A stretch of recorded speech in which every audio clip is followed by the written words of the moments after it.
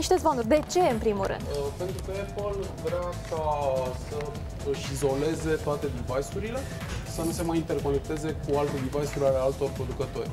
Bun. Astfel renunță la mufa jack și va folosi mufa Lightning pe care o folosim acum pentru a încărca telefonul. Bun, haideți să vă și arăt ca să înțelegem. Practic, e această mufă de căști pe care o știm și de fapt este ironic pentru că Apple până la urmă a fost creatorul iPod-ului care a declanșat nebunia generală și practic vor să salveze spațiul acesta de aici și să creeze căști noi care se vor conecta aici unde încărcăm telefonul. Da, Apple deja a dat trendul prin noua generație de MacBook, care nu mai are absolut niciun conector în afară de cel Apple. Bun. De ce ar face acest lucru în afară de a câștiga spațiu? Pentru că mulți producători au făcut device-uri care să fie folosite pentru Apple. Dacă ne aducem aminte, prima generație și a doua generație de Apple funcționau strict cu căști fabricate de producătorul american. Și avem în studio apărut, iată, cum ar putea să arate iPhone 7. Noutățile care ar mai fi? Să le recapitulăm pe scurt. Noutățile, un procesor mult mai puternic, o memorie RAM mult mai mare, de aproape se zvonea 5 GB, nu cred că va fi undeva la 3-4 GB de RAM. Mult mai subțire, un ecran 4K și se mai zvonea de o tastatură holografică, ceea ce e puțin SF, dar vom vedea în septembrie. Pare să fie cea mai interesantă schimbarea aceasta cu căștile.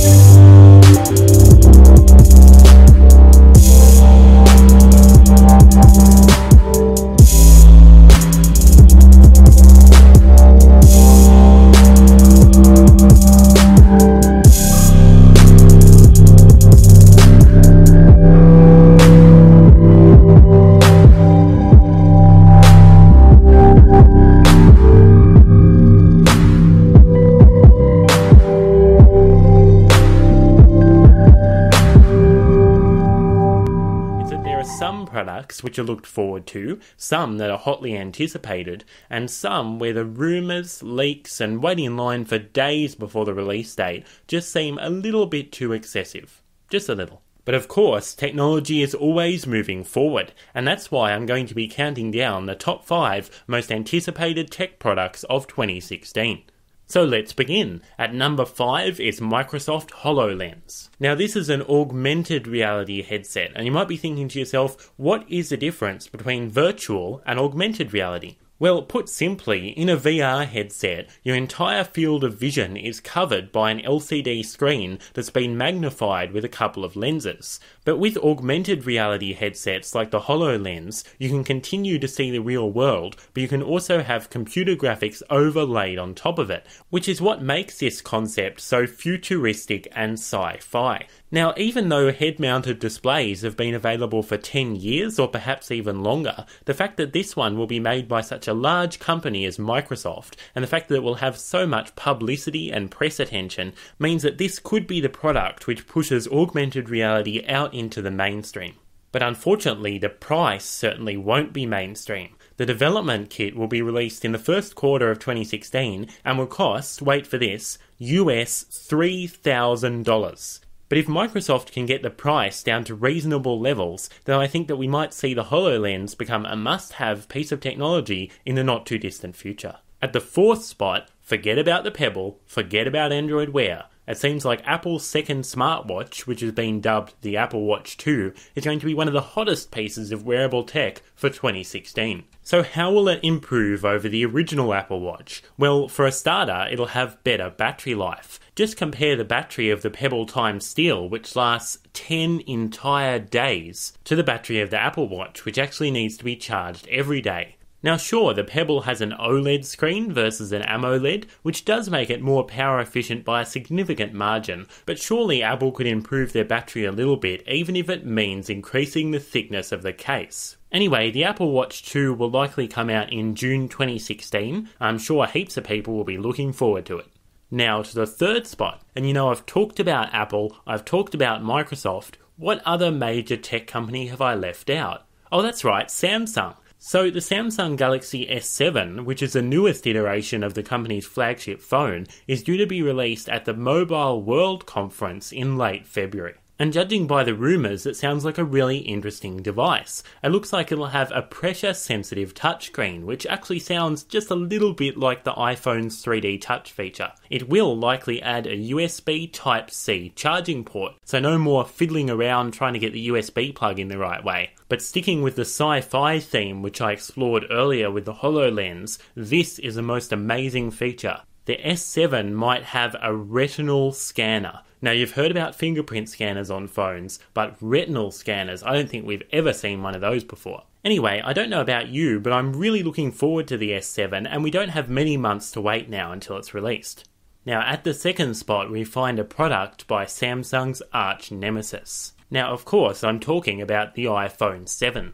Need I say more? Now even before the iPhone 6S was actually released, I'm serious about this, rumours came flooding out about the iPhone 7, which shows you just how much people are excited about Apple's new device. Now of course it's more than 6 months until it's due to be released, so we don't really have that much guaranteed information about it yet, but I did find this, it's very interesting. This is a rendering, a concept, that was showcased on a channel called CTN Technology News. Now as you can see, judging by this, it actually looks like the next iPhone might have a kind of an elliptical shape at the end. It actually reminds me of the old iPod Nanos, you know, the ones with the click wheel.